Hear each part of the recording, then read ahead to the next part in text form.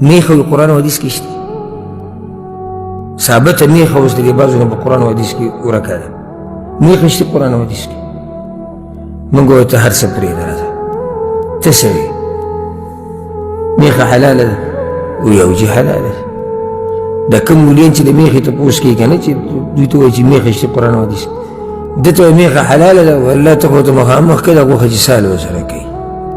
وایي او بلکل حلاله ده ها صحیح شو تا وایي چې حلاله چا حلاله کړې ده وایي دا خو زموږ په فقه کې راغلي چې دا حلاله ده یعنی امام صاحب په فقه کې دا راغلي چې دا څه دي حلاله صحیح شو دا ښکلې خبره ده میخه حلاله ده او موږ ته زموږ د فقه نه پته ولګېده چې میخه حلاله ده ها دریم سوال امام صاحب د ځان نه حلاله کړې ده اوس به دې راګیرېږي نه جي امام صاحب خو پوه سړی و عالم و قرآن او حدیث په رڼا کې حلاله کړې نو خو حقه زما غې راغلی که نه خبره بیا وپوه شو څه ته قرآن او حدیث ته نه خو تا وایي چې قرآن او حدیث کې میخه نشته نو امام صاحب پکې کوم ځای کې پیدا کړې ده میخه چې امام صاحب پکې دا مسله را پیدا کړې ده چې حلاله ده خو معنی ده چې امام صاحب دې مسلې ته د قرآن او حدیث په رڼا کې رسېدلی دی نو بیا خو ستا دا اعتراض غلط شو چې میخه قرآن او حدیث کې نشته او دا خو ویلی نشي چې امام صاحب د ځان نه حلاله کړې ده دا ویلی شي الا ځکه چې د جډ جاهلي یو اصل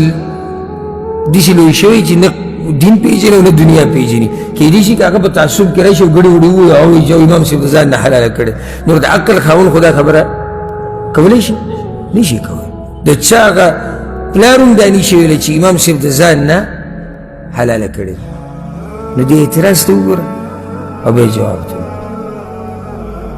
موږ قرآن او حدیث کې د میخې حکم شته وایي کوم ځای کې دی ښه نو تا د کوم ځای نه راویستو حلاله ده وي او حلاله تا ته چا وایي چې حلاله وایي موږ سره فقه ده ډېره ښکلې خبره فقه نه خو موږ هم فایده لرو موږ خو تاسو خو د یو مذهب فقه بیانوي موږ د هر مذهب د فقه کتابونه ګورو خو دې فقه کې چې کوم علما صرف امام ابو حنیفه نه دی امام ابو حنیفه د هغه شاګردان وروسته چې حنفي فقه څومره علماو د هغې خدمت کړی ده او په ټولو د الله رحم او کرم وکړي دې علماو دا میخه د ځان نه حلاله کړې ده نه نه وي نه جي دا خو د مسلمان خبره نه ده چې هغه داسې ووایي دوی قرآن او حدیث کتلی دی د هغې په رڼا کې حلاله کړې ده بیا هم حلاله کړې نه ده هغه حلالوالی د هغې موږ ته را نقل کړی پوه شوي په دې خبره که نو خبره بیا څه ته واپس شوه قرآن او حدیث